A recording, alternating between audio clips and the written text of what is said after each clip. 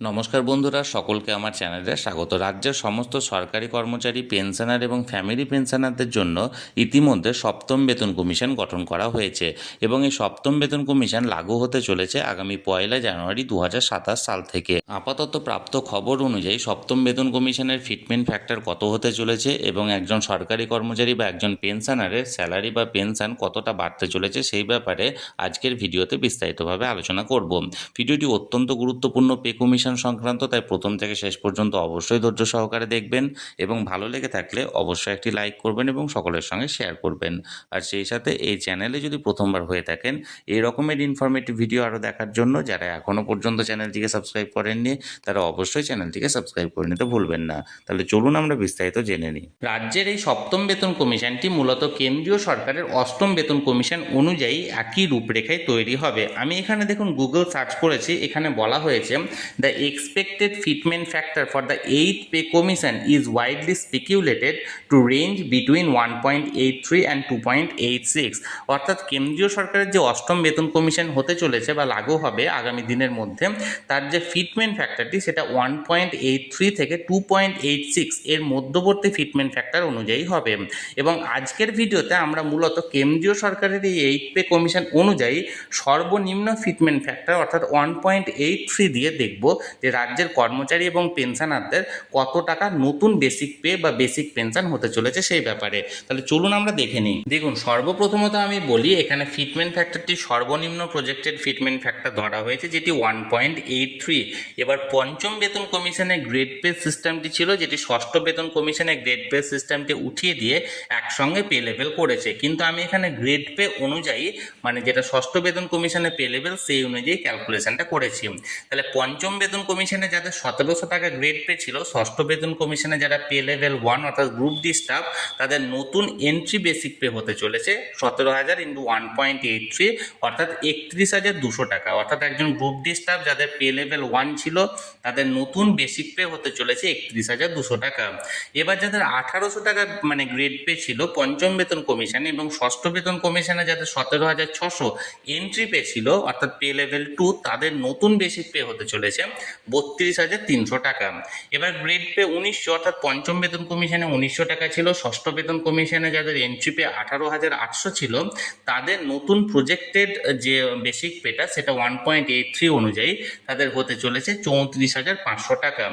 এবার দেখুন pay level 4 যাদের 19,700 টাকা ছিল ষষ্ঠ বেতন কমিশনে, তাদের নতুন বেসিক মানে পে সেটা হতে চলেছে 36,100 টাকা।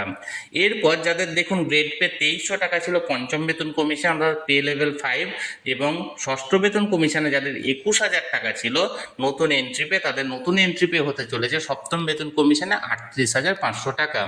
এবার দেখুন যাদের গ্রেড পে পঞ্চম বেতন কমিশনে 2600 টাকা ছিল অর্থাৎ যে সমস্ত ক্ল্যারিক্যাল পোস্টে যারা হোল্ড করতো এবং যাদের এন্ট্রি পে 22,700 টাকা ছিল ষষ্ঠ বেতন কমিশনে, তাদের নতুন প্রজেক্টেড পে হতে চলেছে 41,600 টাকা। এবার যারা পে লেভেল 7 যাদের গ্রেড পে 2900 টাকা ছিল, যাদের এন্ট্রি পে 24,700 টাকা বর্তমান পে কমিশন অনুযায়ী, তাদের আগামী সপ্তম বেতন কমিশন অনুযায়ী নতুন এন্ট্রি পে হতে চলেছে 24,700 ইন্টু 1.83 অর্থাৎ 45,300 টাকা। এবার দেখুন এখানে গ্রেড পে 3200 টাকা, এই 3200 টাকা গ্রেড পে অনুযায়ী যাদের অষ্টম পে লেভেলে ছিল এবং 27,000 টাকা এন্ট্রি পে ছিল ষষ্ঠ বেতন কমিশনে, তাদের নতুন এন্ট্রি পে হতে চলেছে 49,500 টাকা। এবার দেখুন গ্রেড পে 3600 টাকা, এটা মূলত প্রাইমারি স্কুলে যে সমস্ত শিক্ষক শিক্ষিকারা আছেন বা অন্যান্য যে সমস্ত 3600 টাকা পোস্টের যারা হোল্ড করেন অর্থাৎ যাদের এন্ট্রি পে 28,900 টাকা ছিল, তাদের নতুন এন্ট্রি পে হতে চলেছে অর্থাৎ সেই সমস্ত শিক্ষক শিক্ষিকা বা অন্য কর্মচারীদের 52,900 টাকা আফটার 7th পে কমিশন। এবার দেখুন পে লেভেল 10 যাদের গ্রেড পে 3900 টাকা ছিল তাদের হতে চলেছে 32,100 অর্থাৎ তাদের ছিল 32,100 ইন্টু 1.83 অর্থাৎ 58,800 টাকা হতে চলেছে তাদের নতুন এন্ট্রি পে। এবার দেখুন গ্রেড পে যাদের 4200 টাকা, সেই 4200 টাকা অনুযায়ী যাদের 33,400 টাকা ছিল সেই 33,400 ইন্টু 1.83 সমান 61,200 টাকা তাদের নতুন বেসিক পে হতে চলেছে।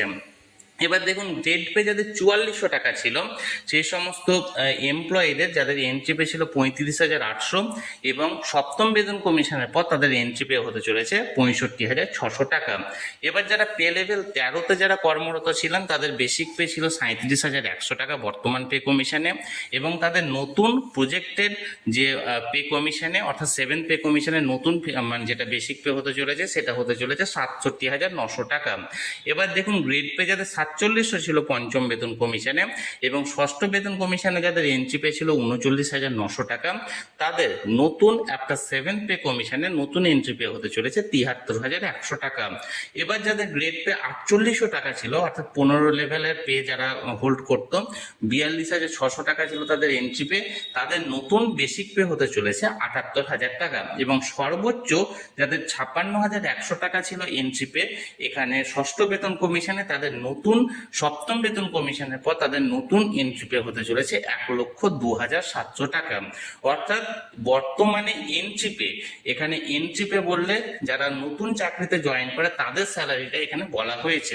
এবার আপনাদের স্যালারিটা ভিন্ন হতে পারে। ফর এক্সাম্পল ধরুন আপনি পে লেভেল 12 আপনি এখানে একজন কর্মচারী এবং বর্তমানে আপনার এখানে এন্ট্রি পেটা 35,800 হলেও বর্তমানে ধরুন আপনার 50,000 টাকা চলে গেছে, তাহলে আপনাকে 50,000 গণিত 1.83 করতে হবে এবং সেই অনুযায়ী আপনার যে বেসিক পেটা হবে সেই অনুযায়ী আপনার এখানে ক্যালকুলেশনটা করা হবে। এর পাশাপাশি যে সমস্ত পেনশনার বা ফ্যামিলি পেনশনাররা আছেন তাদের নতুন বেসিক পেনশন হবে পুরনো বেসিক পেনশন ইন্টু 1.83 করে যেটা হবে। অর্থাৎ ফর এক্সাম্পল বর্তমানে যদি আপনার বেসিক পেনশন 10,000 টাকা থেকে থাকে তাহলে নতুন ফিটমেন্ট ফ্যাক্টর অনুযায়ী আপনার 7th পে কমিশনে সেই বেসিক পেনশনটি দাঁড়াবে 10,000 ইন্টু 1.83 অর্থাৎ 18,300 টাকা। এর পাশাপাশি আমি আরও একটি বিষয় এখানে উল্লেখ করে দিই, আমি এখানে মূলত বেসিক পেনশনটিকে ক্যালকুলেশন করেছি। এবার একটা 7th পে কমিশনে যে রিপোর্টটি প্রকাশিত হবে সেই রিপোর্ট অনুযায়ী যে ডিএটা প্রযোজ্য হবে বা যে হাউস রেন্ট প্রযোজ্য হবে বা অন্যান্য যে সমস্ত অ্যালাউন্স যেমন মেডিকেল অ্যালাউন্স বা ট্রাভেল অ্যালাউন্স বা অন্যান্য যে ধরনের অ্যালাউন্সগুলি পাওয়া যায় সেই সমস্ত অ্যালাউন্স অনুযায়ী আপনার স্যালারি বা আপনার পেনশনটি কিন্তু এখানে ক্যালকুলেট হবে। ফর এক্সাম্পল ডিএ যদি ধরুন 5% দেয় সেই অনুযায়ী আবার ডিএ 5% এখানে অ্যাড হবে, হাউস রেন্ট যদি 10% বা 12% থাকে সেই হাউস রেন্ট আপনার অ্যাড হবে, বা মেডিকেল যেটা দেবে সেই মেডিকেলটা আপনার এই স্যালারি বা পেনশনে অ্যাড হবে। আপাতত যে প্রজেক্টেড ফিটমেন্ট ফ্যাক্টর যেটা 8th পে কমিশনে 1.83 থেকে 2.86 পর্যন্ত এর মধ্যবর্তী হতে পারে বলে বলা হয়েছে গুগলে, সেই অনুযায়ী সর্বনিম্ন ফিটমেন্ট ফ্যাক্টর অর্থাৎ 1.83 অনুযায়ী আমি এখানে ক্যালকুলেশন করে আপনাদের সঙ্গে শেয়ার করলাম। নতুন পে কমিশনের রিপোর্ট অনুযায়ী এই ফিটমেন্ট ফ্যাক্টরে তারতম্য হতে পারে। আপাতত যে নিউজটি পাওয়া গেছিল সেই অনুযায়ী আমি আপনাদের সঙ্গে ক্যালকুলেশন করে এটি শেয়ার করলাম। আপনাদের যদি এই ভিডিওটি ভালো লেগে থাকে অবশ্যই একটি লাইক করবেন এবং সকলের সঙ্গে শেয়ার করবেন, এবং তার পাশাপাশি পে কমিশন ডিএ বা অন্যান্য ইনফরমেটিভ ভিডিও যদি আরও দেখতে হয় তাহলে এই চ্যানেলটিকে যারা এখনও পর্যন্ত সাবস্ক্রাইব করেননি তারা অবশ্যই চ্যানেলটিকে সাবস্ক্রাইব করে নিতে ভুলবেন না। ধন্যবাদ, দেখা হচ্ছে পরের ভিডিওতে।